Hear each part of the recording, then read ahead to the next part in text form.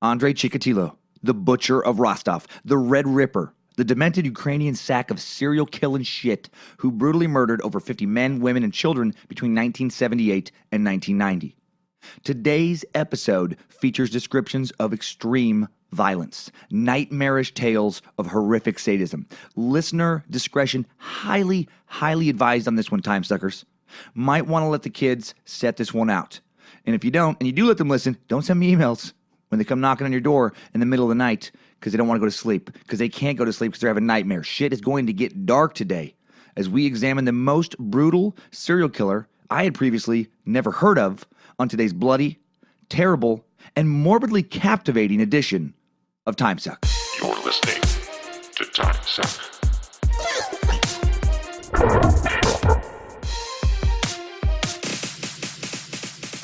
Happy Monday, time suckers. Hail Nimrod. Praise his prophet Bojangles. On behalf of Michael motherfucking McDonald, Triple M Yamo Timesuck. The votes came in for this Friday's bonus episode, and it is going to be the Amityville haunting in a landslide. If you've been on a Timesuck podcast on Instagram, you are not surprised. Makes sense, man. It's October. A haunting one just feels right. It's going to be a solid getting ready for Halloween suck.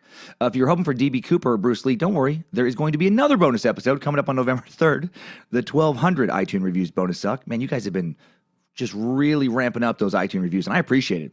It's so great. Thank you for all those. Thank you all you time suckers who left those. It really helps out. It really makes the show kind of get noticed a little more. And yeah, man, you are reviewing it faster and faster.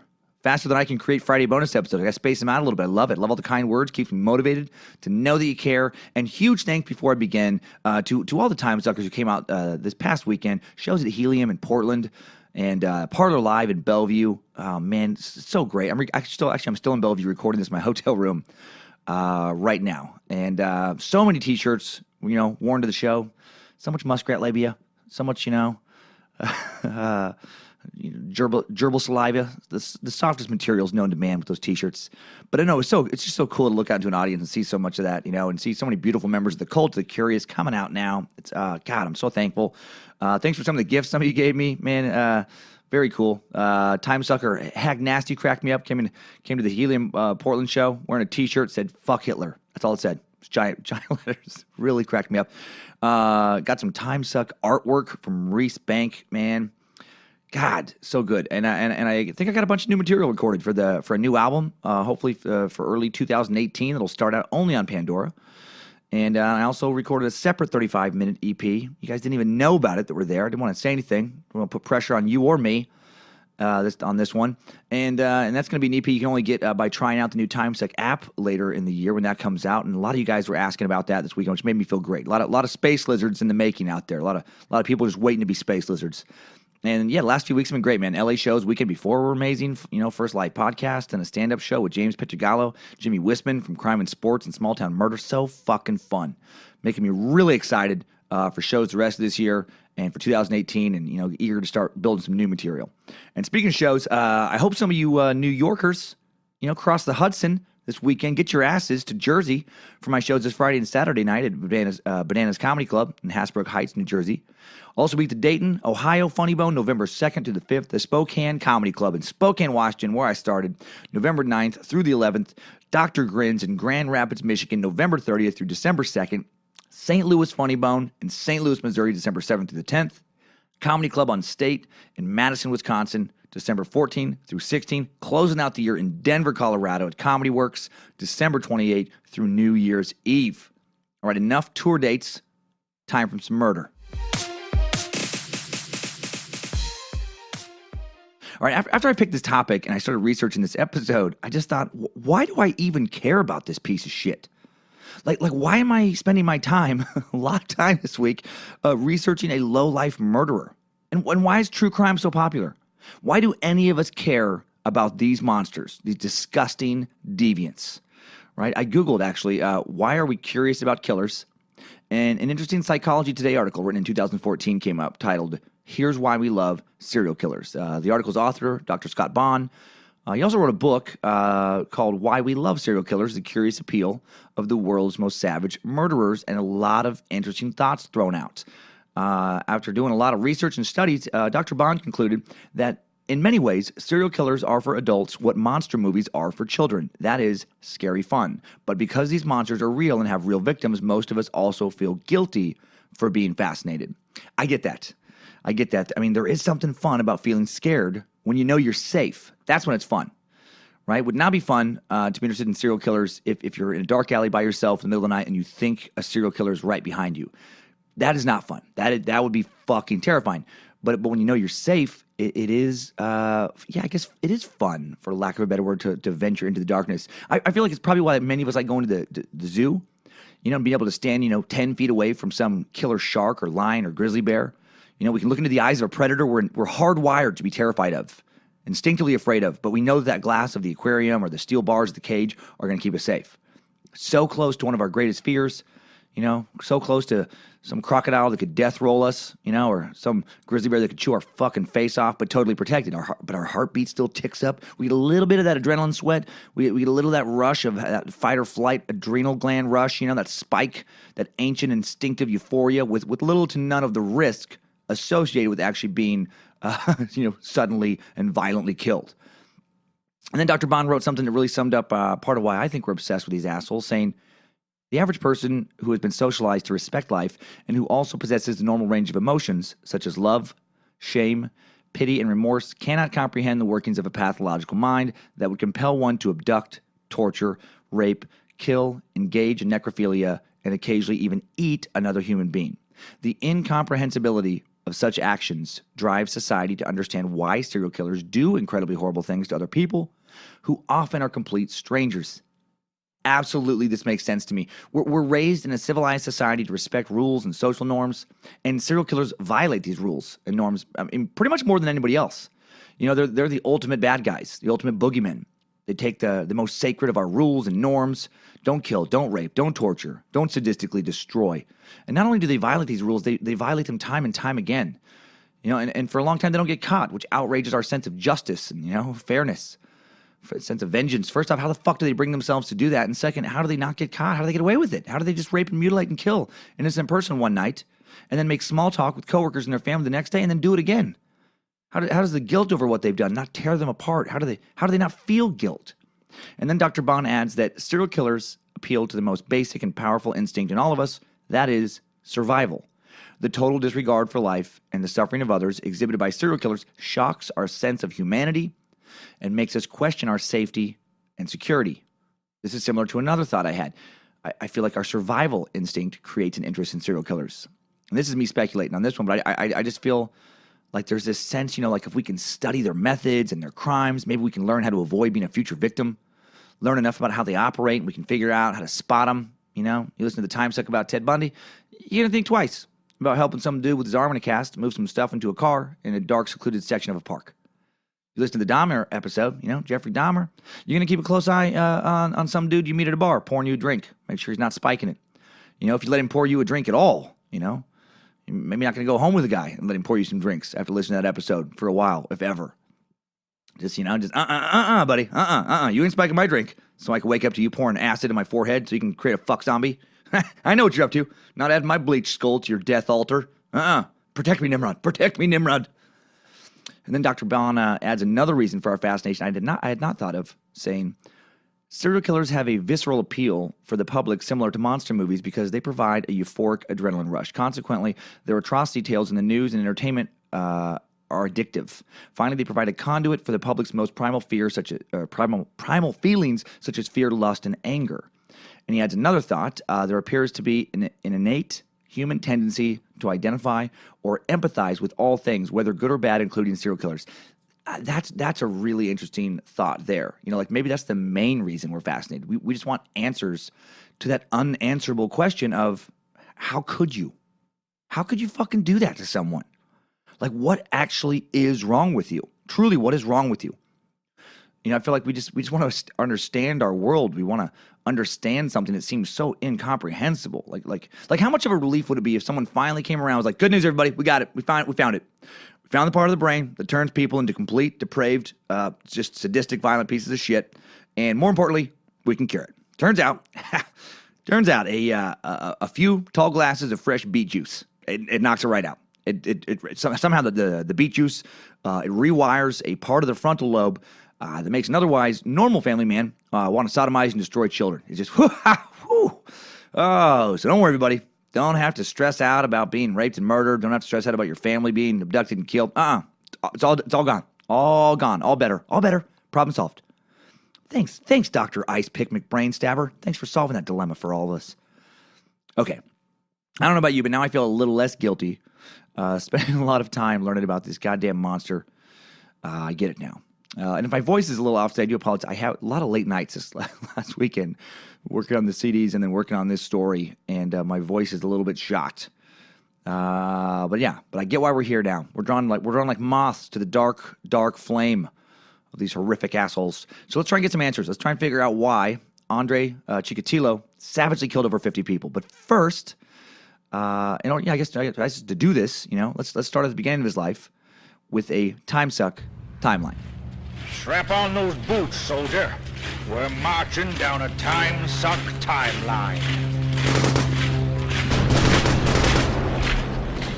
Andrei Chikatilo was born on October 16th, 1936, in the Ukraine state of the USSR.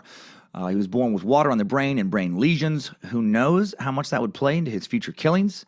In the village of Yabluchny, a town so shitty it doesn't even have a Wikipedia page. That's bad. Even Whitebird, Idaho, a town of less than 100 people where my mom and stepdad live, now with no grocery store, not one fast food joint. Whitebird has a Wikipedia page, a substantial one. Really? How shitty is Yabluchny? Well, I Googled it, Google Earthed it, actually, so I could look at it. And it's not even really a village. Barely. It's a couple of farms located near each other with a smattering of extra houses thrown in.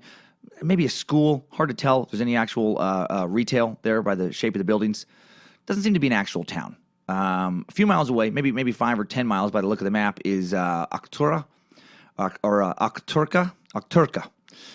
only know how to say that name thanks to the pronunciation of a small Ukrainian boy named Anton in a video called Anton's Family Presentation Akhturka. That has only 17 views, even though it's been up for almost 2 years because no one gives a fuck about Anton or his family or the town of Akhturka. Well, according to another shitty YouTube video I found, Akhturka was founded as a Polish outpost in 1641 and was an important center of Ukraine in the 17th and 18th centuries when it was rivaled Kharkov. And based on slideshow pics in that video, it's an industrial shithole full of sad Ukrainians who wish they were living somewhere else.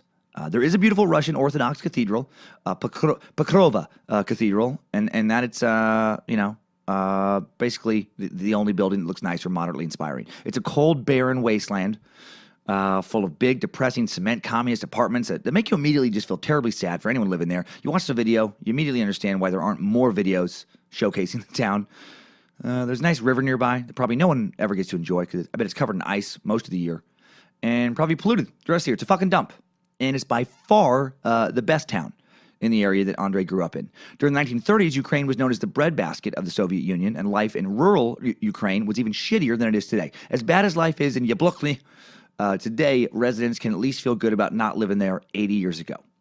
1929, Joseph Stalin, the humanitarian, the noble leader of communist Russia, all-around great guy by every historian's account. Yes, I'm being sarcastic. Had instituted a policy of forced agricultural collectivization upon Ukrainian farmers, and that worked out pretty bad for him.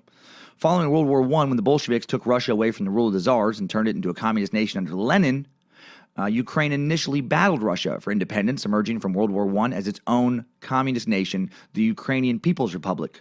But then Poland and eventually the Soviet Union squashed that shit, and Ukraine was forced into the USSR. And at first, the Soviet Union did a pretty good job of integrating Ukrainian culture into Russian culture, taking care of Ukrainians in general. But and then Stalin came to power in the Communist Party in the mid-1920s after Lenin, and Stalin didn't give two shits about Ukraine. He didn't give one shit. He cared less than that. He didn't give a shart about Ukraine. He didn't give a popcorn fart about Ukraine.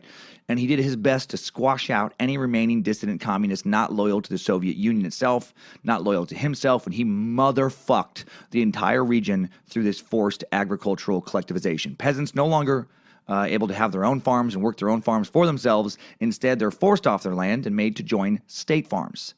And these farms were given agricultural production quotas. Basically, they had to deliver, X amount of grain or potatoes or, whatever vegetable to the Communist Party, and then they could keep whatever was left over for themselves. Unfortunately, there really wasn't much of anything left over. And these farmers are kicking out, all these crops in the breadbasket of the Soviet Union and are ironically starving themselves. I'm sure they saw the humor in that. Hey, Petrov, isn't it funny? If you think about it, how we grow the most crops for Mother Russia, and yet we go hungry ourselves. How funny is it? I pick beet after beet out of Ukrainian soil, and yet my own baby daughter soon die of malnutrition. How silly is that? Life is funny, is it not, Petrov? I would laugh if I had more energy. I must rest now. I barely have strength to talk after not eating for days, despite picking delicious, nutritious vegetables from my own field. The sweet irony of it all, Petrov. I would slap my knee in jest if I were not scared I break bird-like bones of own leg, brittle from lack of proper vitamins and nutrients. Yeah, shit was rough. Bad year from crop production, 1932, really kicked off what would become known as the Great Famine, a.k.a. the Holodomor, Ukrainian for death by hunger. That sounds terrible. God, death by hunger. Ugh.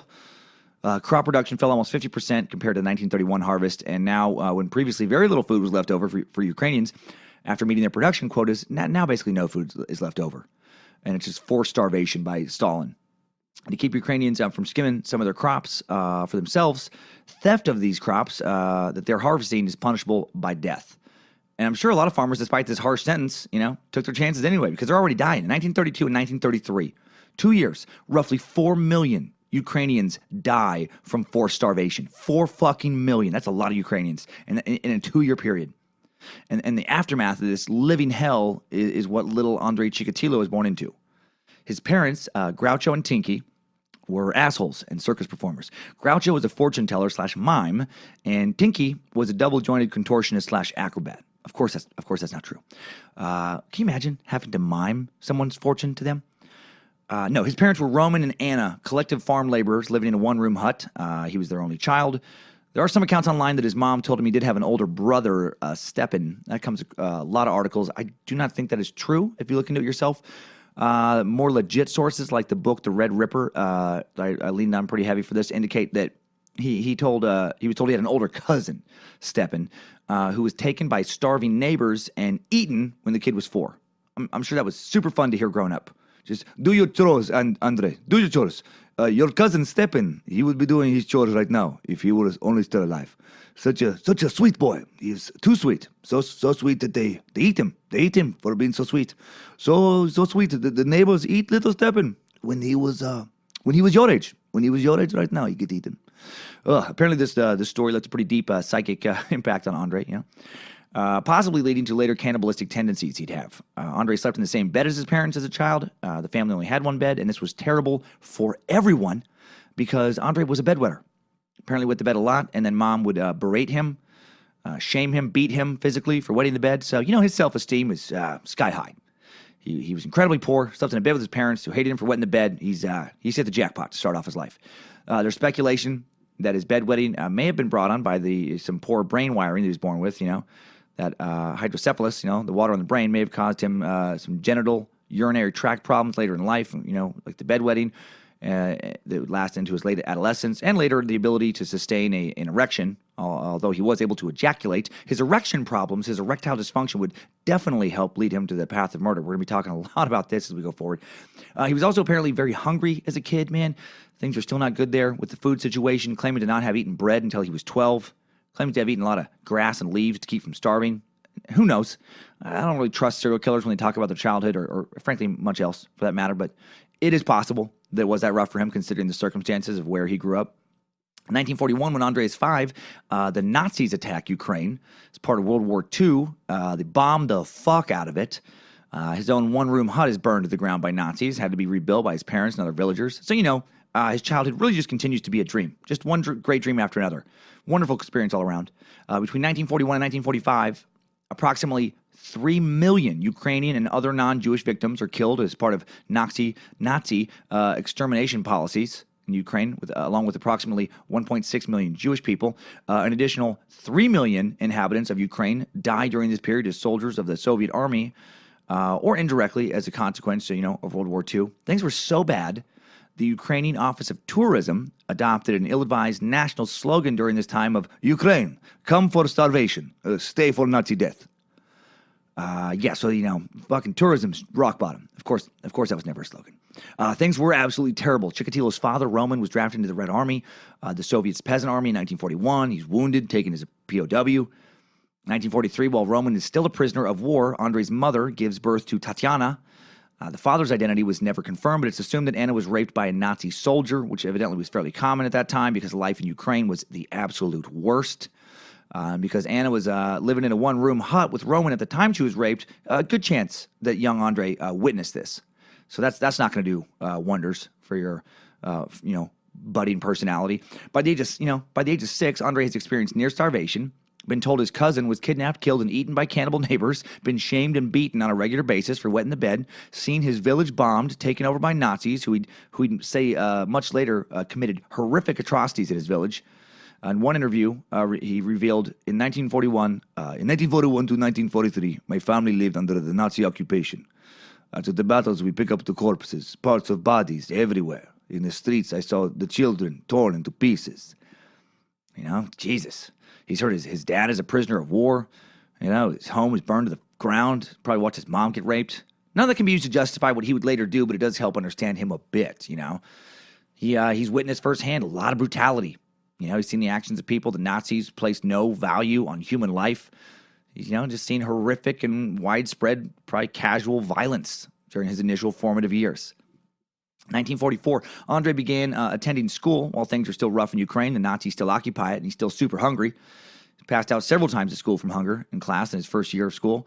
In 1945, the war with the Germans is finally over, and his father, Roman, returns home. But instead of being welcomed back as a war hero, he's labeled a coward. He's welcomed back as a coward for allowing himself to be captured by the Germans. So that sucks. And then Andrei gets bullied and teased at school because of that. In early childhood, this dude really could not catch a break. Andrei was a good student, but shy and socially awkward. He was also small and weak, just unacceptable for a Russian boy. Weak Russian boy make a weak Russian man. Disgusting, pathetic runt boy. He also, was nearsighted, so, he didn't see that great and got teased for that. As he grew into early adolescence, he still wet the bed frequently, verbally and physically abused by his mom again, still for it at home, beat by bullies at school. So he throws himself into his studies. His teachers praise him about his studies. It's about the only praise he was getting in life. And he took great pride, began to take great pride in his studies, more than his fellow students. And he would develop an arrogance about his intellect that would also play into future killings. Seeds of an intellectual superiority complex are born in young Chikatilo. This feeling of intellectual superiority was combined with his growing frustration with his physical self. After going through puberty, he learned that in addition to being a bedwetter, he was also impotent. He could ejaculate, but he just couldn't maintain a firm erection, and he fucking hated himself for it. He was ashamed of it. What kind of proud young Russian man could he be without being able to sport a hard dick?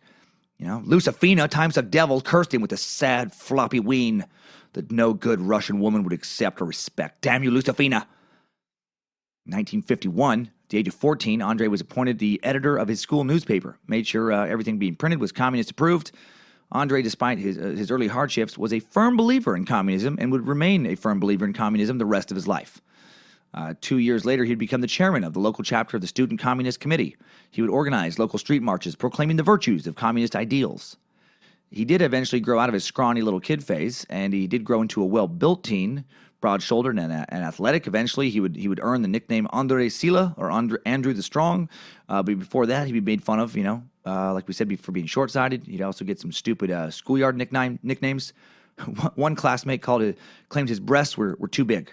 Maybe he had a little bit of man titties going on, and the kids started calling him Baba, a derogatory term for a woman. And then another kid noticed his dick at the urinal and thought his foreskin looked odd, and told everyone in school about that too. He was made fun of for that for a long time, for having a weird-looking dick. Fuck, kids are so mean. They're so mean. When my son Connor was in first grade, some shitty kid told him that he had a nose looked like a pig nose. He has an adorable nose. He's always had an adorable nose. But then suddenly he hates his nose, and he's convinced he's ugly. He was upset about it for months and months. Took forever to get his self-esteem back. You know, God, man, I remember some kid told me I had a huge head when I was in junior high, maybe sixth grade even. Actually, a couple kids did. I did have a big head. So I still have a big head, but then I was super self-conscious about the size of my head for years. And Andrei's self-conscious now. You know, he's naturally shy, and now he's getting extremely, uncomfortable around girls between the impotence and being teased. When he's 17, he does find some sexual satisfaction, though. Unfortunately, he finds it in a strange place. He jumps on an 11-year-old friend of his younger sister. I don't know what would preface the jump. He didn't really explain that, but they start wrestling. He wrestles her to the ground, somewhat playfully. But then she wants to be let up, and he won't let her up. And it gets, she gets a little scared. And when she gets scared and he's holding her down, he also just suddenly ejaculates into his pants. She's struggling to get away. Coming into his pants will be a huge part of Andrei's life. He'd actually get a new nickname out of it, Old Sticky Zipper. Well, if it isn't Andrei Sticky Zipper Chikatilo, how many times you come in pants today? How stiff are pants today? He also became obsessed with masturbation during adolescence, which feels like a statement you could apply to 99% of all adolescent boys, When I first heard that, I always thought, it'd be weird if he was a teenage boy who wasn't into masturbation, Like, weird if he tried it once and was just like, whatever. What is fuss about with the jerking and the coming? I did not hate it, but it did not bring me more joy than arithmetic or memorizing names of important Communist Party members. So, although he apparently couldn't maintain an erection firm enough for sex, as we'll find out, he could kind of get it just barely hard enough to kind of jerk it around, and he could ejaculate. It's like he had permanent whiskey dick. Well, 1953, Andrei, and I guess he's just jerking off all the time. Like, he really is obsessed with masturbation. Like even, again, more so than a typical teen boy. Every time the parents leave the house, even when they're in the house, he's kind of like just doing little sneak jerks inside his pants. Dude loves to come in his pants. It's one of his things. 1953, Andrei graduated from school with excellent grades. He was the only kid from his collective farm to graduate at all. In Yablutsk, and it drove him crazy. He still couldn't get a proper boner. He's the smartest kid in his village, but he also has the limpest dick. And the perceived unfairness of this disconnect between academic performance and physical prowess would drive him mad for the rest of his life. He'd kill for a variety of reasons later, but frustration over his own impotence would truly seem to be his biggest motivation. Which is why if your kid struggles, if your teenage kid struggles with impotence, the best thing you can do, from what I've read, is just to put them down. You're gonna have to have them killed. I know that's hard. I know it's hard, but you got to put them down before they become another limp dick serial killer. Or you can take them to a doctor or a counselor and just kind of get it worked out that way. That's right. There also is that option. After graduating, Andrei applies for admission at Moscow State University. He gets a full-ride scholarship, majoring in vodka distilling with a minor in beet harvesting. He got accepted into a frat, Pi Kappa Gamma Epsilon Delta Ruski. He became the assistant coach on the women's Greco-Roman style wrestling team, using practice sessions as an excuse to grapple with young women so he could regularly ejaculate into his tight cotton coaching shorts. No, he did not. He did not get into Moscow State. He was devastated that he did not, and he blamed his rejection on his father's military record for being captured. He's bummed out. He's depressed. He attends a nearby technical college studying to get a 2-year degree in communications engineering. He also dates a local girl, Tatiana, who his sister had introduced him to, who he tried several times to have sex with and just could not get it up. And that ended the relationship. This dummy worthless vodka dick, dumb you limp traitor, trouser weasel. You betray me. If only I could find a woman who loves man who wrestles her until come in pants. Andrei's boner problems continue, Tries dating other girls. Every romantic encounter ends in failure. He just could not get the right boner at the right time, and then became increasingly frustrated with his sexual inadequacy. 1955, Andrei finishes his 2-year course. He's sent by the Young Communist League for his first adult work experience to work on power lines in the dismal industrial city of Nizhny Tagil, about 800 miles of East Moscow. The place sounds like a terrible place to live. Several maximum security prisons surround the town, and when prisoners are released, I guess most of them just stay. Vice, I love watching Vice videos. Vice did a short documentary on it in 2015 and called it The City of the Colorful Sky. Its sky is discolored due to the massive amounts of industrial pollution pouring out of it, pouring out of over 600 factories. It looks terrible. It also has a heavy Russian mafia presence. It has enough prostitutes to have Google auto-add the word prostitution to the name of the town when I Googled it. Well, despite all these ladies, romance problems for Chikatilo, of course, continue, which increase his nervousness and frustration with women. 1957, Andrei is drafted to the military, where he would serve for 3 years. He gets so awkward around the ladies, because of his fear of not being able to perform, that the other soldiers start to spread rumors that he's gay, which was a big no-no in 1950s machismo Russian culture, where homosexuality also still a crime, and his sexual self-esteem is just plummeting even further. He's a limp dick shell of his former limp dick self. And he did have another wrestling moment. He goes on a date with some woman, and when he holds her down and she doesn't like it and struggles to get away, he doesn't let her go. He comes again, and he realizes for sure now that holding someone down and and like the violence and the struggle is what makes him ejaculate. He really firmly makes that connection in his head. He's like, okay, that's what does it for me. In 1960, Chikatilo completes his military service and heads back to his home village of Yablokny. And he quickly realizes that home holds nothing for him. No jobs, no single girls to wrestle with and dry hump and come into your pants around.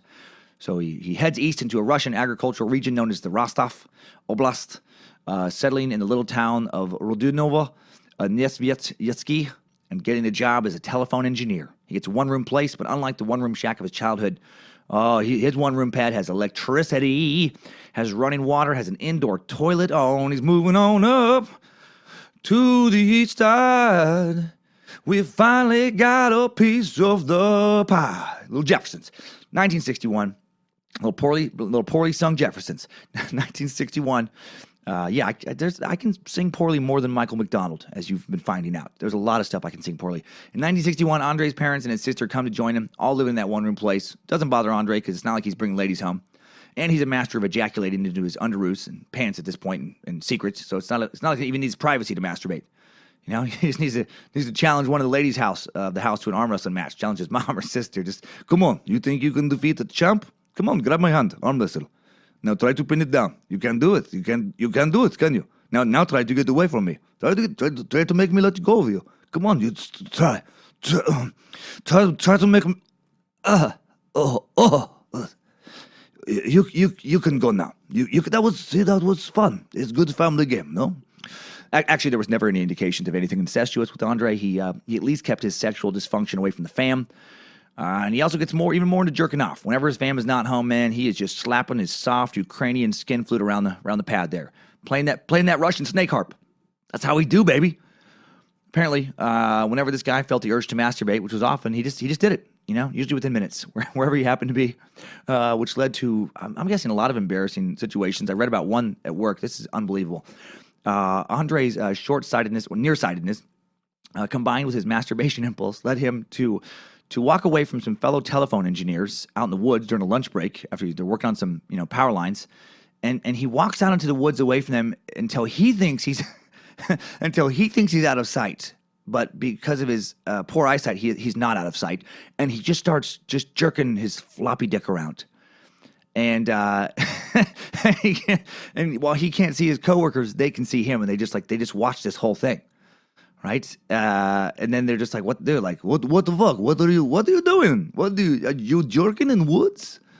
And they mock him relentlessly after that, as they should have. Let me add that, as they should have. If you get caught jerking off at work, you cannot then, have any legitimacy to your complaints about being mocked. You should be made fun of if you haven't been fired. What the fuck is wrong with you? Like, really?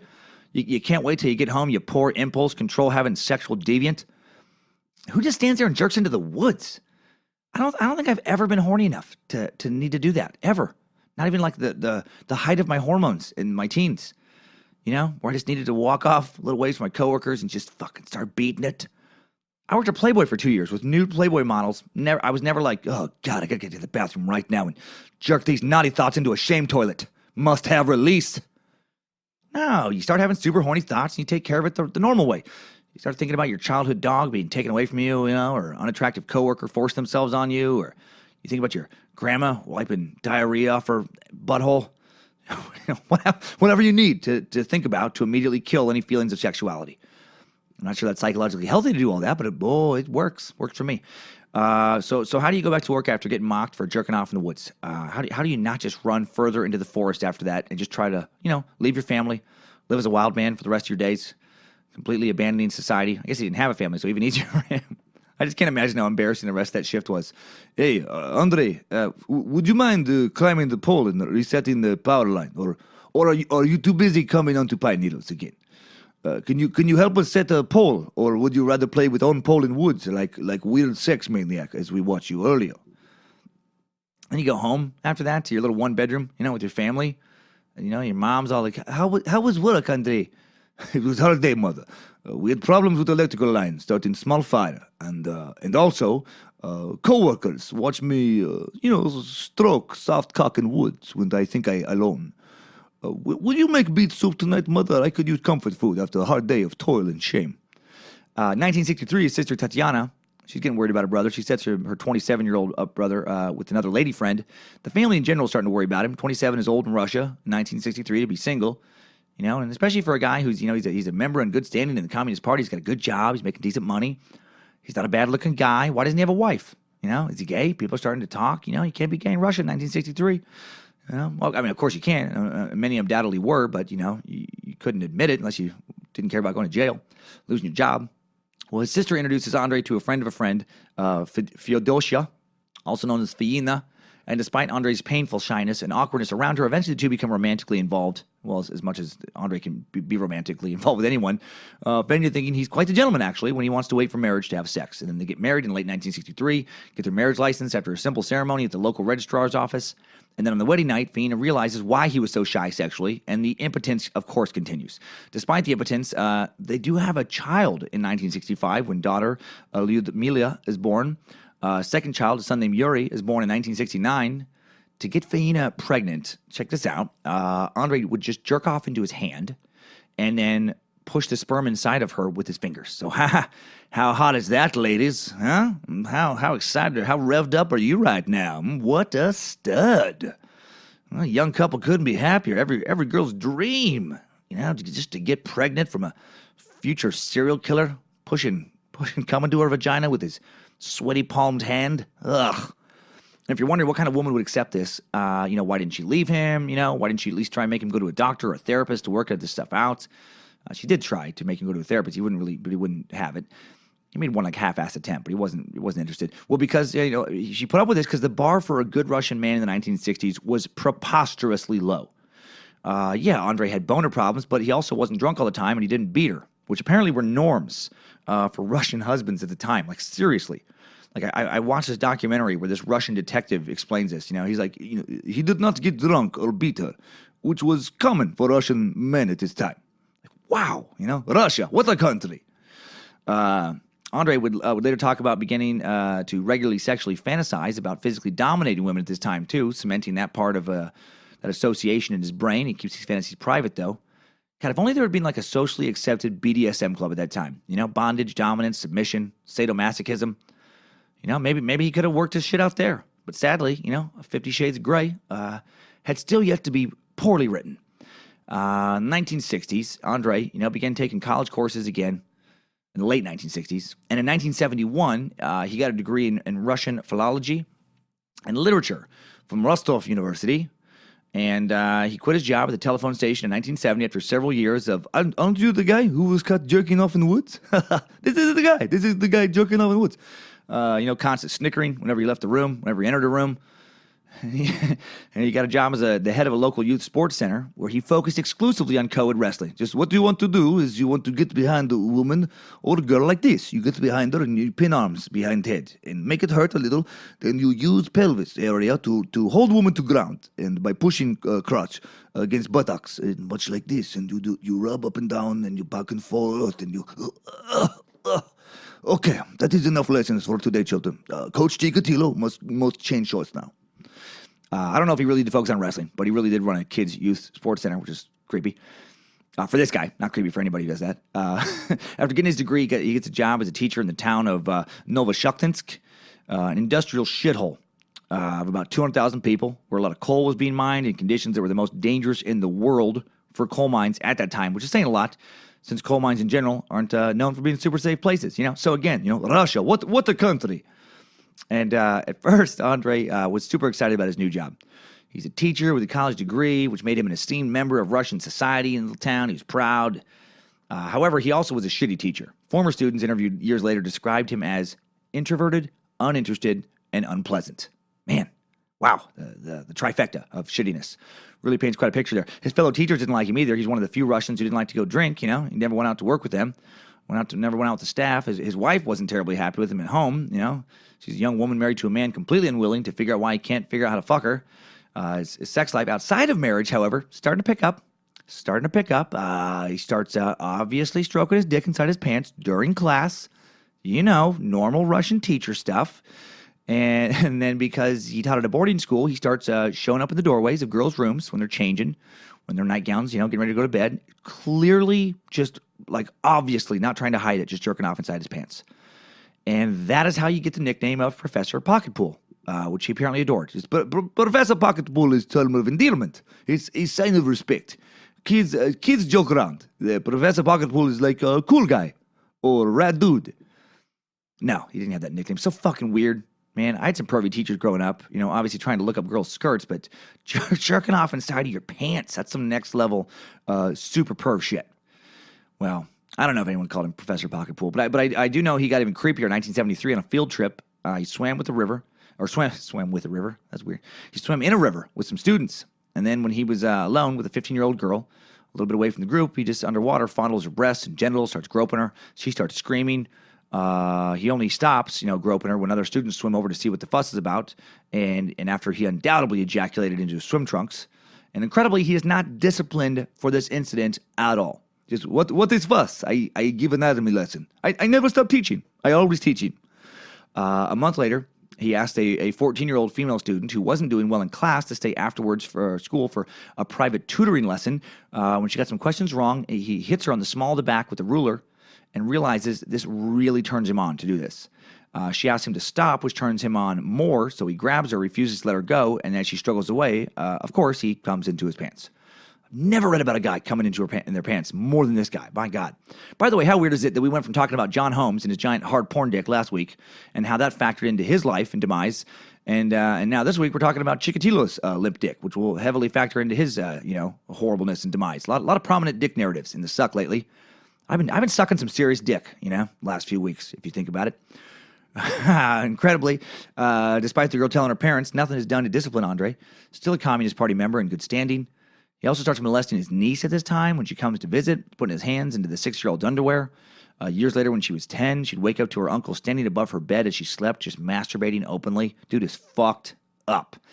And also fucked up is that his wife, Faina, knew this stuff was going on but chose to ignore it, preferring to live in denial instead of admitting her husband was a pedophile and having to deal with that. He's also rubbing himself up against strangers on buses and trams and town trains, No one loved an invasive crotch rub more than Chikatilo. To this day, actually, if you rub your limp dick against a stranger in Russia, it's called Chikatiloing somebody. What are you doing? What? Stop rubbing on me. Did you just Chikatilo me? Oh, God. The front of your shorts are wet now. You totally Chikatiloed me. You son of a bitch. It's not called that, but it should be. Finally, in January of 1974, the school had had enough of Professor Pocketpool, and he was asked to resign or be fired. Jesus. Molest a few kids, and your punishment is you got to find a new job. Unreal. Well, part of the reason he wasn't reported to authorities, likely the only reason actually, is because the nature of Russian communism at this time. Because the focus is on collective living, when a teacher at school does well, the whole school is rewarded. Like some teacher gets a reward, shows, favorably on the entire school. But when a teacher does poorly, the whole school can be punished, can be looked down upon. It can hurt your standing in the party. So if the school director, would have turned in Andrei wouldn't be the only one to take a loss of social value. The other teachers and the director would also be seen as less, less. They wouldn't be as good of communists, So why couldn't they solve their own problem? Why wasn't the school able to correct the behavior of a member of their team? Why didn't they see this coming? Yeah, just this fucking Russia. What the country? So weird. Okay, so Chikatilo immediately gets a new job right around the corner in Novoshakhtinsk Technical School number 39. Being forced to resign did seem to scare Andrei enough into not molesting anyone in school for a few years, and he made it all the way to 1978 without diddling anyone that we know of. That year, he was let go from that school when they received a budget cutback. So he may not be molesting anyone, but he's still not liked by staff or students. Then he gets a job in nearby Shakti at Technical School number 33. How soulless was Russian society at this time? Teaching at Technical School 33. Undoubtedly some drab concrete building, living in some state apartment. Apartment Unit Center 17. Another soulless concrete building, taking a shitty bus. Work bus number 24. Past one depressing coal factory after another. Just communism was fucking terrible. Faina joins her husband in his new job, getting hired as a matron. They're given a 4-room flat in the boarding school so they can live there as well.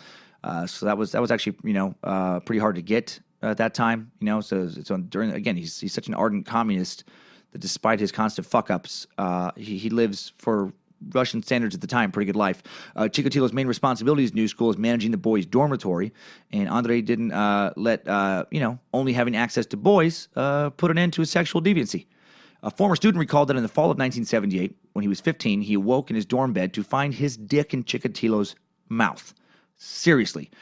He wakes up, his dick is in Chikatilo's mouth. Andrei fled out of the room. He runs out of the room when he woke up. Fear of a negative light being cast on the entire school. The incident is, again, unreported. The word gets around to the staff, but no one does anything. Unbelievable. It seems like that would be even harder to explain than jerking off in the woods, the telephone guys, to your peers. Just look, I'm not a molester. I just like to joke around. I like to joke around. I have an odd sense of humor. No one gets it. I joke in woods. I joke in woods for laugh. I put a sleeping boy dick in mouth for a joke. Everyone's so uptight in Russia. Also in 1978, Chikatilo buys a little shack in the woods at the edge of town without telling his family. A little one-room hut the now 42-year-old pedophile and overall deviant is hoping to lure women and girls back to. And he starts, luring poor communist women and girls back to the shack with the promise of food or vodka, and then he'd rough them up a bit, and then he'd ejaculate into his pants. Such a weirdo. Such a horrific human being. And then on December 22nd, 1978, he lures 9-year-old Lena Zakatova to his secret shack. And this is where the timeline really, really starts to get rough. But before we get rough, let's get comfortable. Let's get comfortable with today's sponsor. Today's Timesuck is brought to you by Lisa. Best mattresses in the mattress game. What if you could give back while you slept? Well, you know what? Now you can.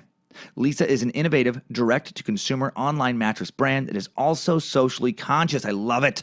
Driven by the mission to provide a better place to sleep for everybody. For every 10 mattresses Lisa sells, they donate one to a shelter through their 110 program. How cool is that, Timesuckers? I love that so much.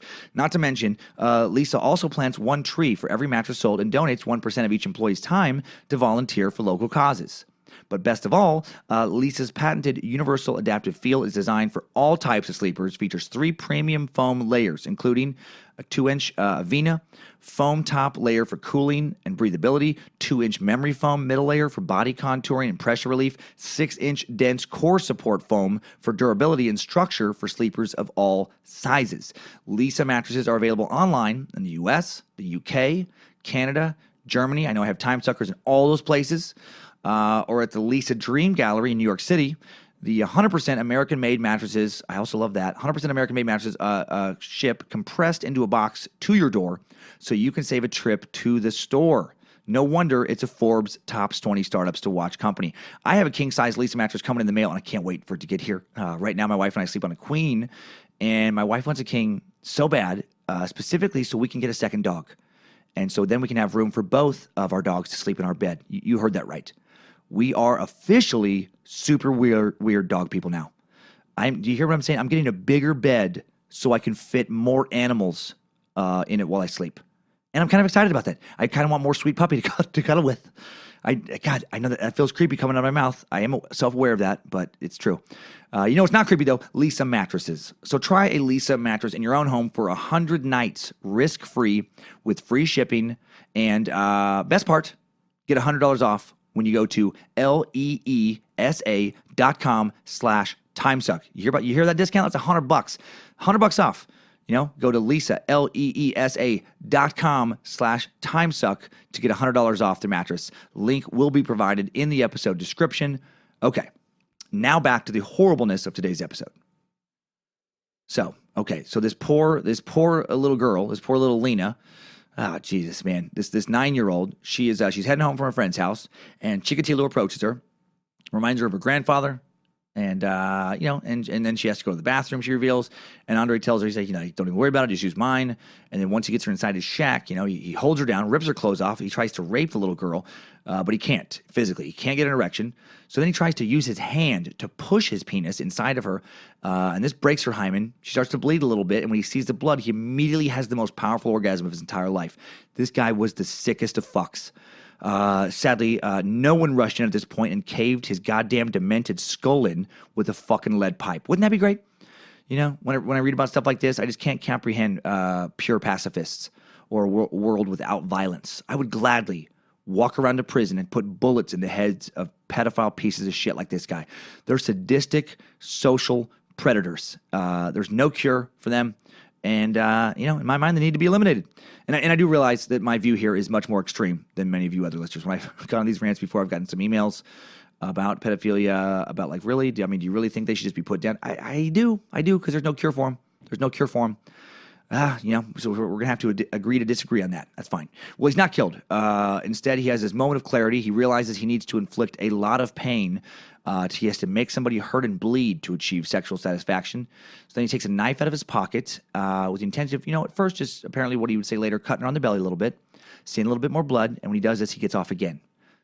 He quickly ejaculates again. He goes nuts, and he doesn't cut her a bit. He stabs her now in the stomach over and over again, and then he tears at the wounds like a demon. He tears her insides apart in this orgy of violence, and then he snaps out of it. He realizes what he's done. He panics. It's dark now. He picks up her dead body, runs it to a nearby river, throws the girl and all of her belongings in it, races home, cleans himself up in the shower before his wife gets home. Well, the police find Lena's body 2 days later in this Gushovka river. Special investigative team is set up to find the killer. The girl's belongings had been found near Chikatilo's shack, near the bank there. He didn't throw them he didn't throw them far enough or throw them too far, and they ended up on the bank of the river instead of in the water. He didn't notice in the dark, and so now investigators, they start interviewing residents near Chikatilo's shack. They start talking, when they do investigate the neighbors, they start talking about how they've been seeing women and girls. Andrei's been bringing back that shack. He becomes a person of interest, especially when the police find drops of blood on the ground near the door of his shack. However, his wife, Faina, the enabler, gives him an alibi because she's also a piece of shit, if you really think about it. And because none of his previous crimes against children had been reported to police, he had no criminal record, and the police did not properly pursue their investigation of him. Instead, they shift their focus to another local resident, 25-year-old Alexander Kravchenko, who lived a few doors down and who had been convicted of a similar killing in Crimea 8 years earlier when he was 17. The fact that he wasn't 18 is the only reason he was still alive. He was sentenced to 10 years in prison, and he was released after 6 for that murder. Well, the previous conviction for a similar crime and no alibi was enough to charge, try, convict, and execute Alexander for a crime he did not commit. And I'd feel bad for him if he hadn't killed some other little girl earlier. So you know what? So fuck him. And good riddance. But what a strange time for Chikatilo. Not only does he not get caught for brutal murder, but someone else does get caught and is then executed, so he's never even going to be investigated for it again. This had to have fueled his intellectual superiority complex greatly. He probably feels like he's outsmarted the system. Communism, plays into this, false conviction. Police had to appear good at their jobs to be considered good communists and to maintain good standing in the Communist Party, and to be a good homicide investigator, well, you have to catch murderers, and then to be a good judge, you got to convict them. You got to produce results. You got to reaffirm that the communist system works. So probably a lot of innocent people are convicted of shit. Despite literally getting away with murder, it'll be several years before Chikatilo kills again. The fact that he was investigated at all does scare him and keeps him from killing, for a little while. In 1981, he's also dismissed from another teaching position rather than fire him from technical school 33. The place where years earlier, a student woke up to find a dick in Andrei's mouth. I'm sure there was a whole other host of nefarious and lecherous deeds he committed. The school waited for budget cutbacks so then they could then ask him to voluntarily step down. Communism, again, keeping them from firing him and risking being seen as somehow culpable in his predatory actions, somehow being associated.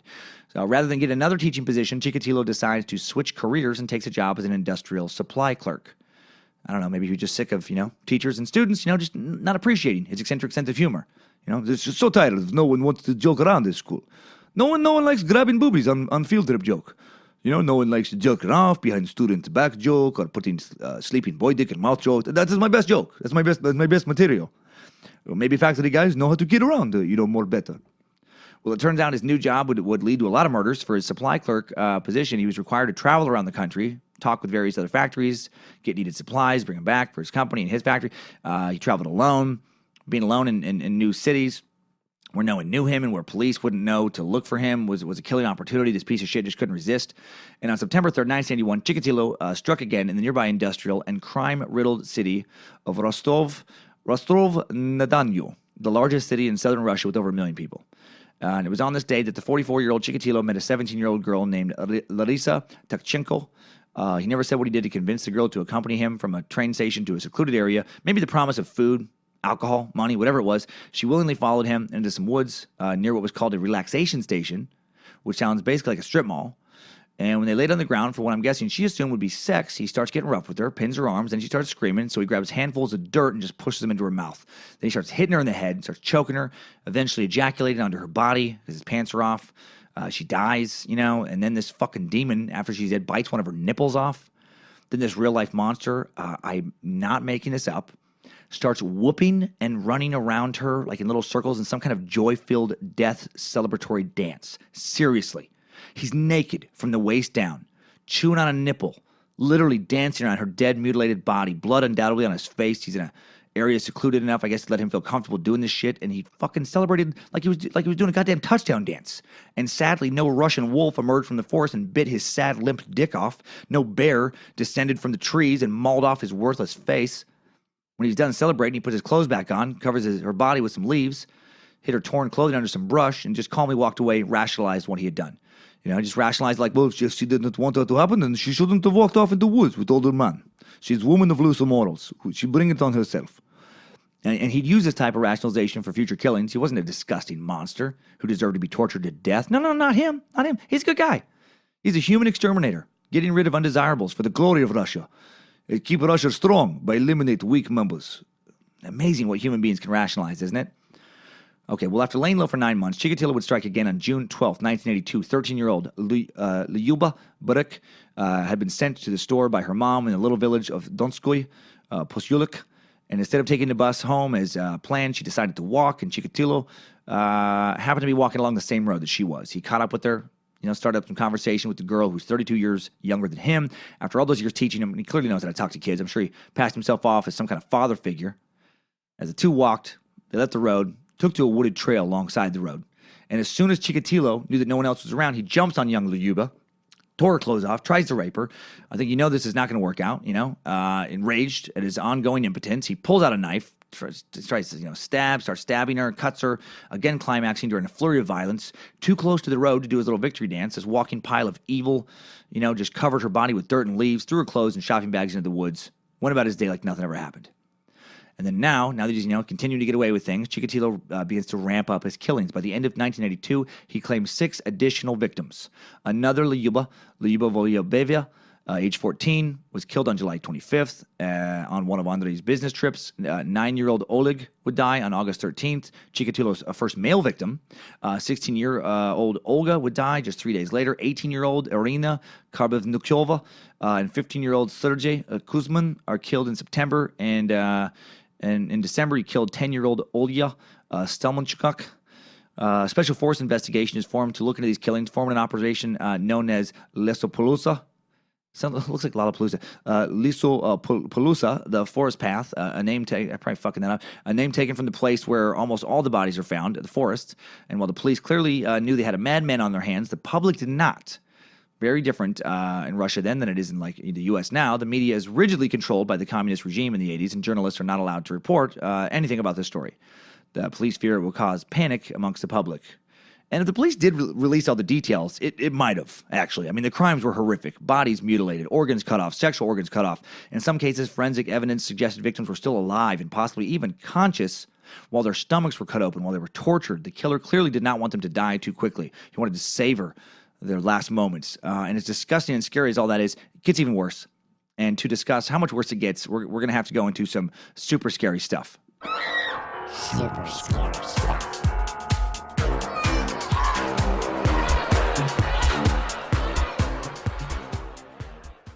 If Chikatilo left a signature to his kills, it was what he did with the eyes. Virtually every body the police found had stab wounds around the eyes if the eyes weren't actually completely just carved out and removed. Police began to believe the killer believed an old Russian's wives' tale that a person's retinas somehow retained the last image they saw before death, and Chikatilo would admit that was why he did it later. In these cases, he was afraid that image would be obviously Chikatilo's sexually satisfied sick fuckface. What a weird old wives' tale. Like, where did that come from? I could not find, after Googling for a while, any origin info on that wives' tale. Probably somebody got screwed over at some trial where they didn't have any actual evidence and that bullshit was thrown out, Crazy communist Russia. Do we have fingerprints of defendant at crime scene? No. Do we have witness to killing? No. Do we have motive? No. Does defendant have strong alibi? Perhaps. But on victim's eyeballs is last image seen before death. And that image is defendant holding murder weapon we have not been able to find. That is, he is guilty. Do I have these eyeballs for you to see the image I speak of? No.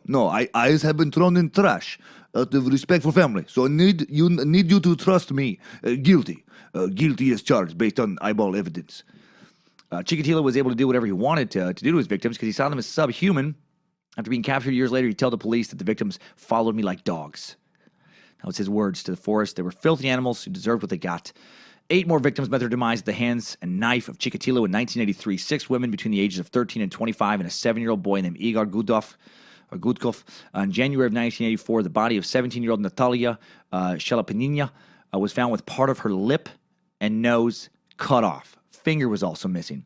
March 27th, the body of a 10-year-old boy was found. He'd been stabbed a total of 54 times. In May of 1984, 29-year-old Tatiana Petrosyan made the mistake of challenging his manhood when he couldn't get hard for sex. This is what he claimed later. She'd actually had an affair with Chikatilo a few years earlier, if you could call it an affair. They tried to have sex a few times. He couldn't get it up, and it ended. Then they ran into each other at a train station again. 1984, he offered the affair again, I guess. I don't know. She must have been just fucking desperate for options. Goes with him. And when Svetlana shamed Andrei, saying, "You call yourself a real man," he took out a fucking knife out of this bag he'd always carry around, this big kitchen knife, and he slammed it to the side of her head. And didn't kill her, though. Somehow didn't kill her. Now she's screaming. And then he grabbed a hammer he also had in his bag and just smashed her fucking head in. And, of course, came in his pants. Even worse, Svetlana didn't come to the forest alone with Andrei. She had brought her 10-year-old daughter. And, oh, my God. Yeah, I'm sorry. No, Tatiana is the mom. Even worse, Tatiana didn't come to the forest alone. She brought her 10-year-old daughter, Svetlana, and this girl had wandered off into the forest before her mom and Chikatilo had started to fool around. And then hearing her mom scream, though, she ran back to the spot where Chikatilo had just killed her mother, the spot where she now saw her mother's body, also saw a buck naked and blood-covered Chikatilo holding a knife. Holy fuck, how terrifying would that be? And then this naked demon chases her through the woods, eventually catches her, stabs her to death, cuts her head completely off. The police would find they'd find the bodies over a week later. Chikatilo would kill a total of 15 people in 1984. 10 victims dying in August and September alone. Now killed over 30 people total, doing his sick little kill dance around most of the bodies afterwards. Meanwhile, he's still married to Fayina and raising his 2 kids, man. He's coming home after a lot of these kills with scratches on his body and his face, blood on his clothes. He tells his wife all his wounds are from helping other workers unload metal, other materials from supply trucks, and she believes him because she doesn't want to believe the truth. She had to know. Especially after he'd been suspected for that murder years earlier. These aren't work wounds. Give me a break. Chikatilo was stabbing most of his victims between 30 and 50 times. He's learning where to stab them and not to kill them right away, prolonging their agony as long as possible. He's squatting and kneeling next to the victims as they breathe their final breath so he can hear and then watch the light go out of their eyes. He's a monster as scary as anything you can dream up. A real-life Michael Myers, Jigsaw, Freddy Krueger, Satan himself. He'd tell investigators after being captured that the crying and screaming and pleading of the victims gave him sexual satisfaction. He's also steadily developing a taste for blood and would later confess to biting and chewing on victims' genitalia. Right? Remember the cannibalism tendency that I referenced earlier? This is what I was talking about. He's chewing on lips, nipples, tongues. He'd later admit to chewing on victims' uteruses and their testicles. His favorite organ to nibble on was the uterus, he would say, revealing later that, when he got caught, I did not want to bite them. This is a quote. I did not want to bite them so much as chew them. They were so beautiful and elastic. What a fucking maniac. There's no fucking limit to this guy's sadism. No limit to the horror he was willing to commit on people. Just such a monster. Because of impotence, he couldn't properly rape victims, I guess, like he wanted. So he just overcompensated for pure savagery. He became more and more attracted to savagery itself, to torture. Not even necessarily sexual torture. He just wanted to tear these people apart. That's what gave him orgasms. That's so messed up. Ugh, chewing on fucking uterus. Jesus. Okay, so let's get back to this timeline. Let's get away from these crime details. And there's no point in going over any more of the murders in great detail. It's just repetitive horror. Nothing else is going to be more shocking than cutting off someone's uterus or chewing on somebody's fucking balls. Jesus Christ. I don't know how you get scarier than Andrei Chikatilo. Super Scary Squad. Super Scary Squad. Okay, it's the fall of 1984. The police are no closer to catch their mystery killer than they had been years earlier. He's killing people in different villages, boys, girls, women. The victims range from poor to middle class. They range, considerably in age. It's hard to identify a pattern. He just didn't fit any pattern Russian police were used to. He didn't just kill, women, just didn't kill men, just didn't kill kids. He didn't have a criminal record. He was a communist in good standing. He was a husband, a father. He had a college degree. He's just not on the radar, despite his previous brushes with the law, and despite the stuff he did at the school, which they don't know about. And then on September 13th, 1984, he fucks up. He was observed by an undercover detective attempting to lure a young woman away from a bus station in Rostov. He was arrested. His bag was searched, and inside was a rope and a knife. Pretty incriminating when all the victims had been stabbed.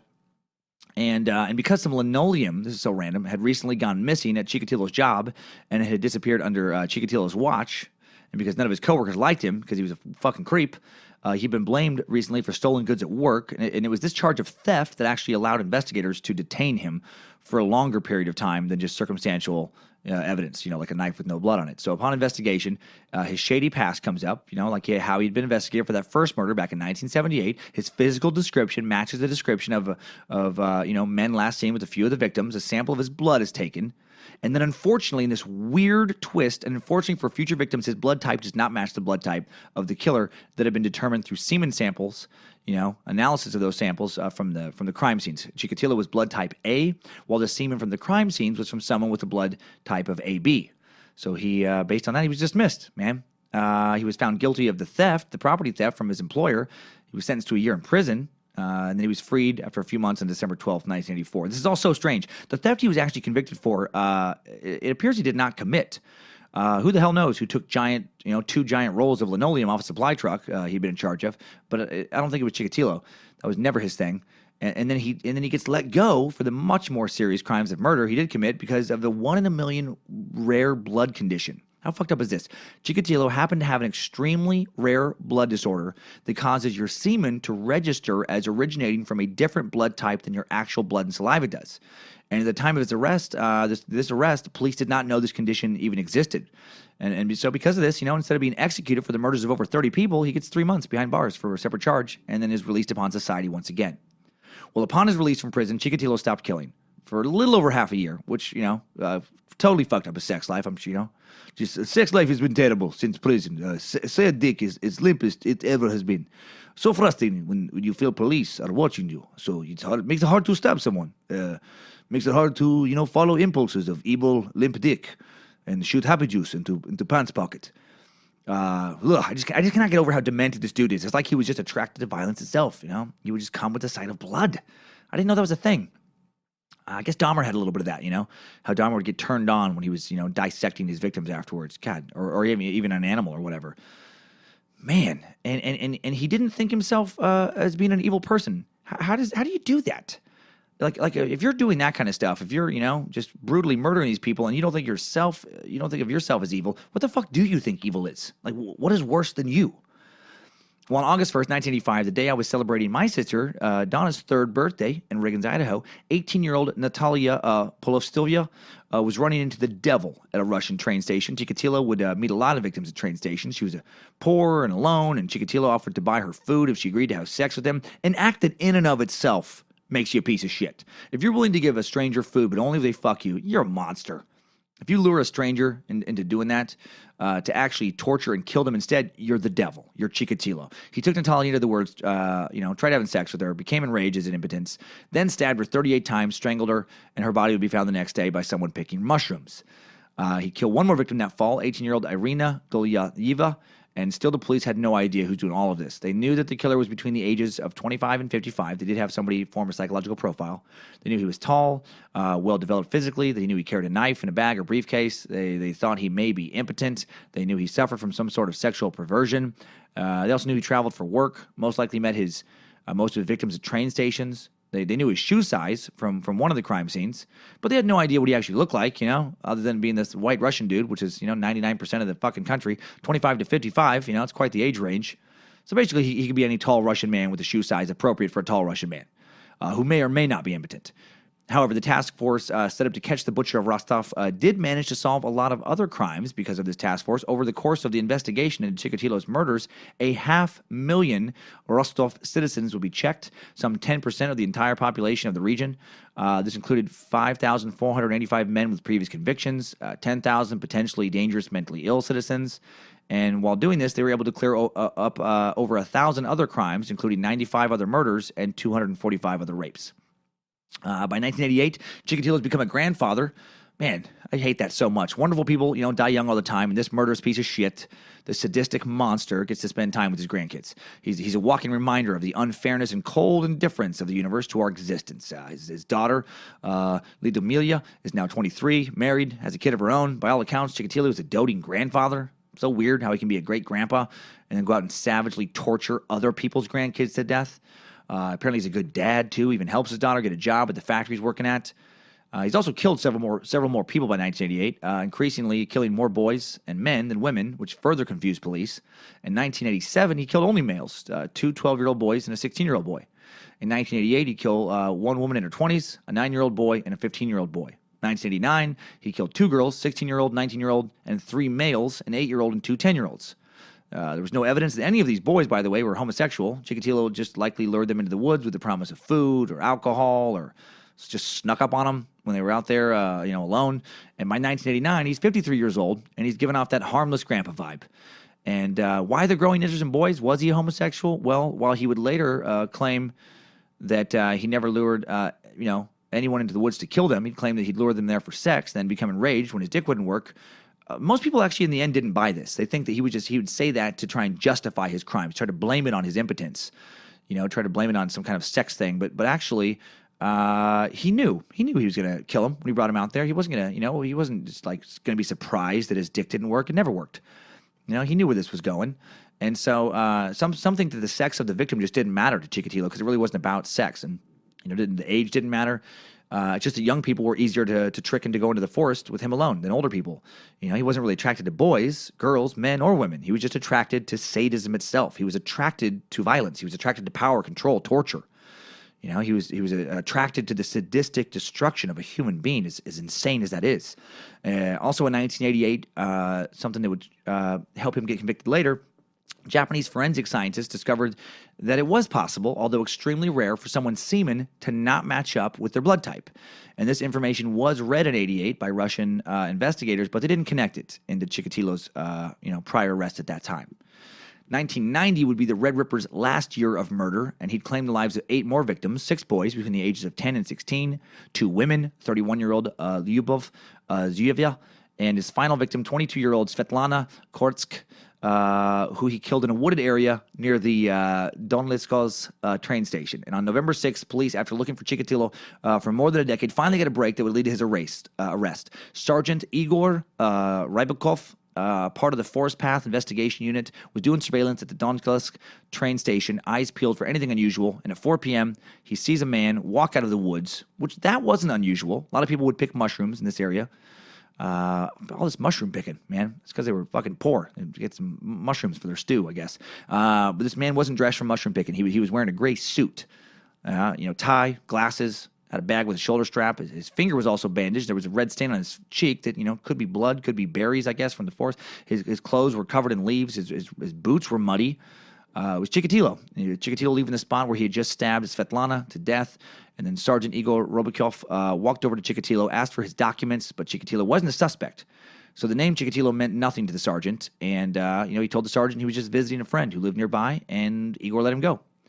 But then a week later, on November 13th, Svetlana's body is found not far from where Chikatilo had been seen coming out of the forest on the 6th. Sergeant Igor's surveillance report from the prior week is reviewed, and the report of him emerging with leaves on his clothing, carrying a bag, and possible blood on his cheek, is alarming. Officers do a little research into Chikatilo, and his arrest from 1984 comes up, as does investigation into prior killings. Doing further digging, his the 1978 thing, his dismissal from various teaching positions come up. There's reports of the list of items that were found in his suitcase in 1984. Remember that? The knife and the rope. There was now recent information from Japan that someone's sperm didn't have to match their blood type. So with all this info, Chikatilo is prime suspect. He's put under surveillance. They want to have more evidence on him before they arrest him, more than this circumstantial stuff, even though there's a lot of it. And so for the next few days, Chikatilo is followed, and investigators learn that whenever he rides a train or takes a city bus, he's always sitting next to a young boy or girl. Really seeks that out, really makes it a point to sit next to the kids and engage them in conversation. He's a fucking constant predator. On November 20th, he's sitting next to a young boy on a train and tries to persuade the young boy to go into the woods with him. And when the boy wouldn't go, and Chikatilo got off for the next stop, an undercover officer asked the boy what Chikatilo had said to him. And the boy said that Chikatilo had offered him beer, told him they should go to his house in the woods and watch some movies, but the police had heard enough. And they find out where Chikatilo is now, and they arrest him at 3:40 p.m. on November 20th. He was approached by 4 plainclothes police officers as he walks out of a cafe, quietly arrested, doesn't put up a struggle. Officers handcuff him, put him in a police squad car, and just like that, the 12-year murder spree is finally over. Well, Chikatilo initially denies involvement, of course, but then when they did a strip search of him, it was revealed that one of his fingers had a flesh wound. The medical examiners concluded was a wound from a human bite. And that was significant because Chikatilo's second-to-last victim, a 16-year-old boy named Viktor Tischenko, was physically strong youth who had been killed 3 weeks earlier on October 30th, and the crime scene revealed that, a ferocious physical struggle had gone on between the victim and his murderer. Despite his finger actually being broken and his fingernail having been bitten completely off, Chikatilo had, strangely never sought medical treatment for his injuries, which obviously, seems suspicious, red flag. Also, a new blood test reveals that while Chikatilo's semen was blood type AB, his actual blood and saliva are blood type A, which matched the crimes. Initially, but still, Chikatilo wouldn't confess.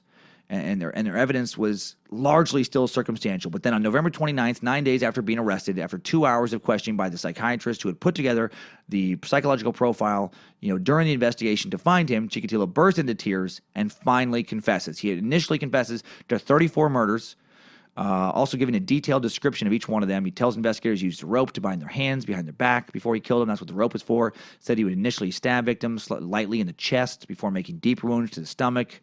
Eventually tear into their stomach, remove organs. Over the next few days, Chikatilo confesses to an additional 22 killings. The bodies of 3 of the 56 victims he confessed to killing couldn't be found, and so he ended up being charged with 53 murders. He was sent to the Serbsky Institute in Moscow to determine if he was mentally fit to stand trial, and after a 60-day psych eval, it was determined that while he suffered from borderline personality disorder with sadistic features, he was fully aware of his crimes and competent to stand trial. In December of 1991, the Russian public is finally made aware of the Rostov Ripper, police releasing details of his crimes and his arrest to the media. In the spring of 1992, Chikatilo's trial begins on April 14th. He's charged with 5 counts of sexual assaults against against minors. Those are those ones from his days as a teacher, which have finally come to light, in addition to the 53 counts of murder. So let's hop out of this timeline and take a second and talk about the trial. Good job, soldier. You made it back. Barely.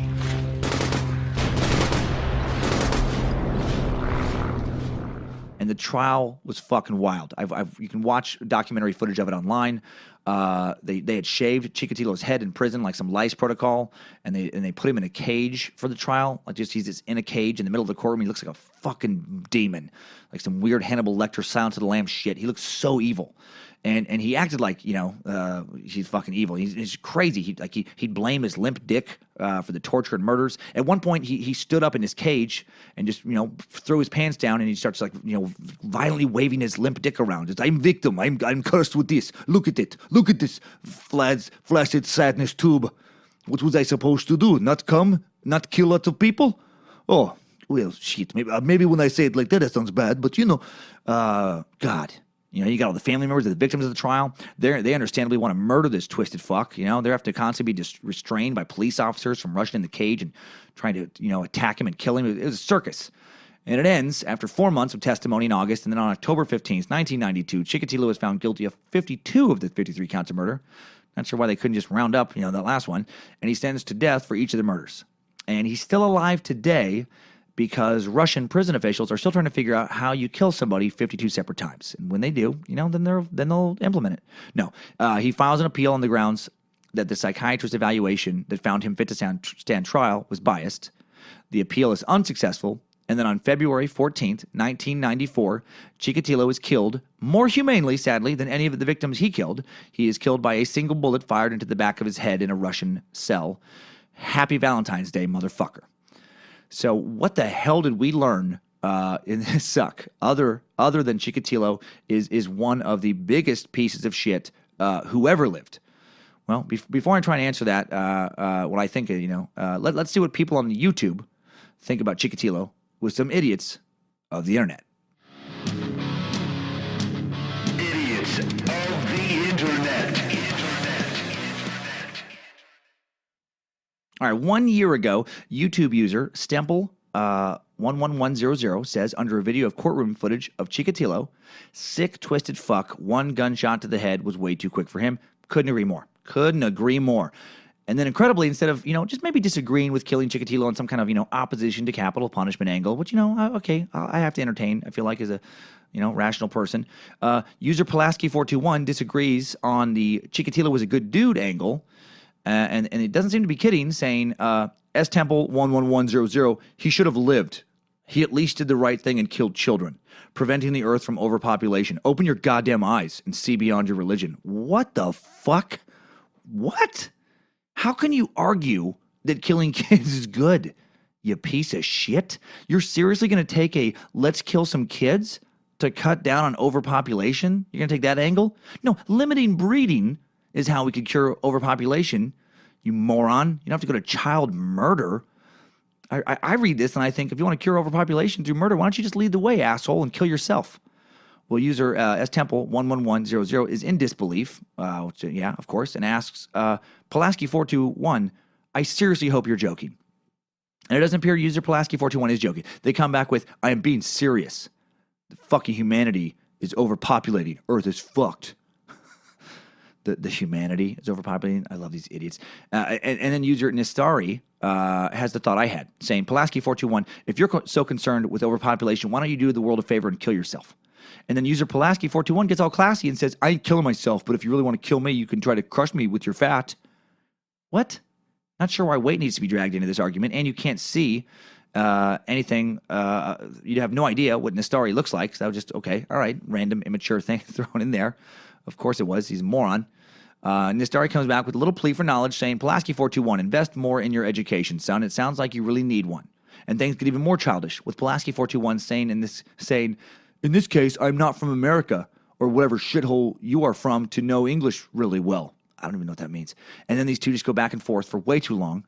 Nistari says, Pulaski 421, neither am I, but you are a presumptuous little child, aren't you?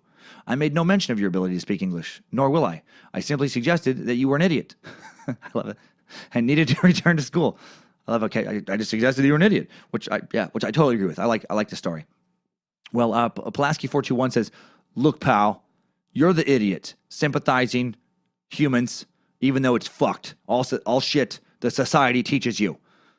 Don't act any different. Don't have a personality. Follow the trends. Be a mindless sheep using Windows. Believe in God as the most required thing. Seriously, just think about it. There's so much nonsense in there. So much using Windows. Like, I love it. What, you're throwing like a weird jab at Microsoft into your weird child killing rant? What the fuck are you talking about, Pulaski 421? Not thinking it's cool to torture and kill children is being a mindless sheep? That's going along with the trend? Okay, well then, better be a sheep and a trend follower than be an independent thinker who's 100% independent thoughts are 100% nonsensical and evil. There's just so much stupid. And what this guy, like, he thinks he's some, I do my own thing, man. I don't let society tell me what to think. Society's like, hey man, don't fucking kill kids. And I'm like, whoa, wait, why? I'm not going to take your word for it. This fuckhead believes the earth is flat too. He's talking about the Illuminati all the time. This dumb shit. Well, he keeps going. They keep going back and forth. Nistari says, Pulaski 421, you really are terrible at reading people, aren't you? If I was sympathetic to humanity, I wouldn't have asked you to kill yourself. Good point. You know nothing about me. If everything is fucked, why don't you just end it all now and save yourself the frustration? Just some food for thought, you rebel. Oh, I can just hear the sarcasm in that. I love it, Nistari. Well, Pulaski 421 comes back with, you know nothing about me. You do realize everything is anonymous on internet. Why do you expect me to know everything about you? And no, I'm not killing myself. What do I look like? An emo kid who's trying to get people to care about him by cutting his wrists? Shit, no. What? I love, what do you think I look like? We don't know what you look like, you dumb shit, because there's no pictures of you. You fucking moron. And the story comes back with Pulaski 421. 1. Do you make a habit of assuming so much about all these anonymous people on the internet? 2. The world is doomed. Overpopulation is a problem, etc. Blah, blah, blah, blah, blah. Why do you choose to be part of the problem instead of the solution? Pulaski 421 says, do I look like someone who spies on people? No. What are you even talking about? You know this person either has no friends or their friends are equally as insane and ridiculous and stupid as they are. Again, with the what do you think I look like type thought. Like, no one can see you, dude. Some people, it'll never cease to baffle me just how mind-numbingly dumb some people because what baffles me, like I would get it if you were just truly I would never make fun of somebody's like truly like mentally handicapped, like someone who's not intelligent enough to use a computer and just kind of saying just pure gibberish. But what it's crazy about this is someone who knows how to work YouTube, set up a YouTube profile, so they can get around a computer. That's what kills me about these idiots of the internet. They can work their way around a computer, but just fucking morons, just dead inside intellectually. Oh my God. Well, Pulaski 421, he goes on with, and I'm not going to end my life just because the world is fucked. Considering you have these thoughts, why don't you do this to yourself since you're that pissed? Just because I said that Chikatilo was a good guy for killing children. You're pissed just because I said Chikatilo was a good guy for killing children. What the fuck? What the hell is wrong? Just calm down. All I said was, it's just cool to kill kids. How is that inflammatory? It is one of the most inflammatory statements you can make. When the story comes back with Pulaski 421, clearly you do not understand how logic works. Yes, clearly. You feel the world is overpopulated. You are populating the world. Ergo, you are part of the problem. So shut up or change your status. Can't make it simpler than that, really. Well, Pulaski's not about to let Nastari have the last word. Pulaski 421 comes back with some real, just hard-hitting, debate team shit, saying, no, how about you eat shit? I ain't going to shut up. The world is fucked. I ain't changing it. Well, okay. Interesting counterpoints. Made like a true moron. How about I become part of the solution? You know what? How about you eat shit? Put another debate point on the board for Pulaski 421. Put another debate point on the board for an idiot of the internet. Idiots of the internet.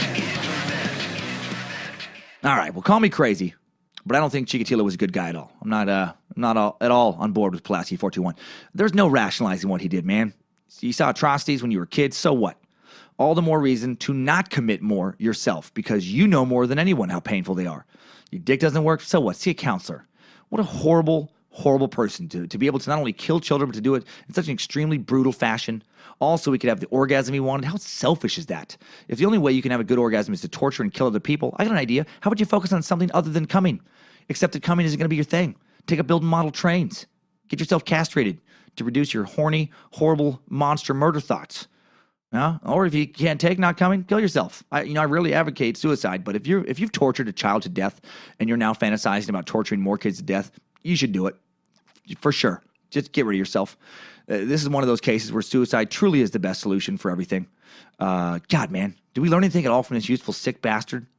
Yeah, I guess. I mean, I think it's another good reminder to talk to your kids about never going anywhere with strangers. Reminder for yourself. Trust no stranger, even if they're a teacher, even if they're like a grandpa. Even soft-spoken grandpas can kill and be monsters.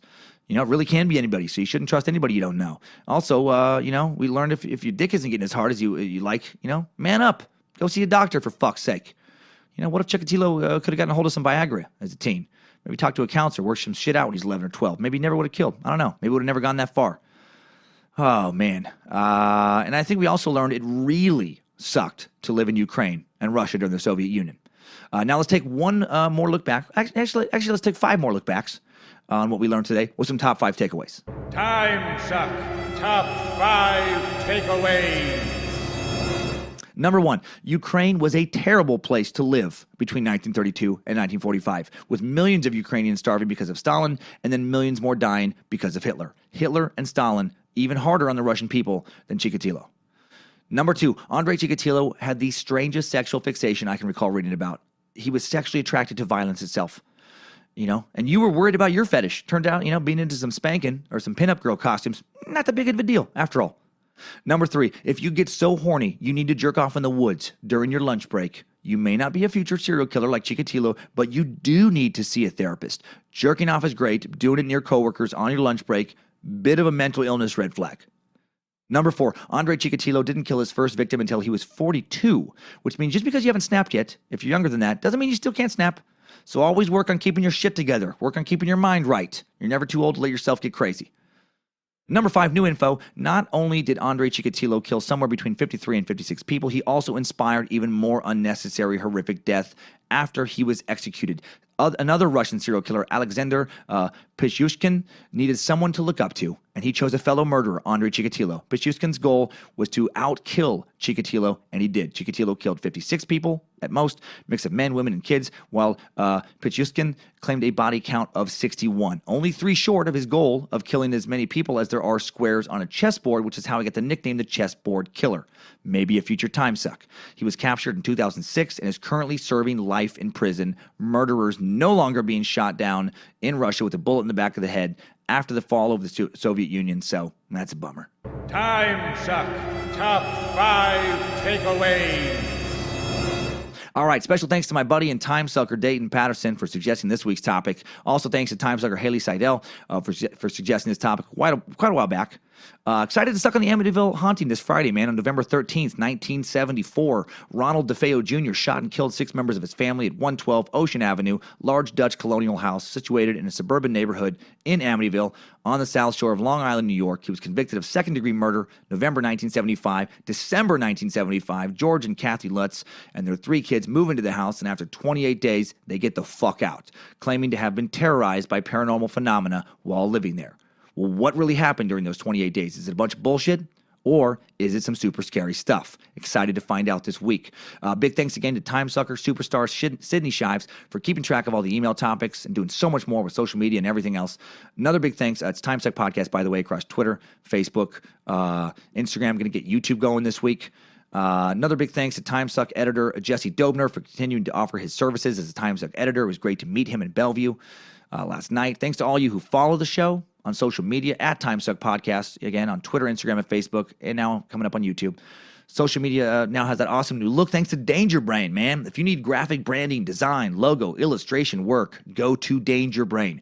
Go to thedangerbrain.com. Thedangerbrain.com, work with the best. And again, thanks for all the interest in becoming a space lizard. When the Timesuck app comes out, it makes me feel so fucking good.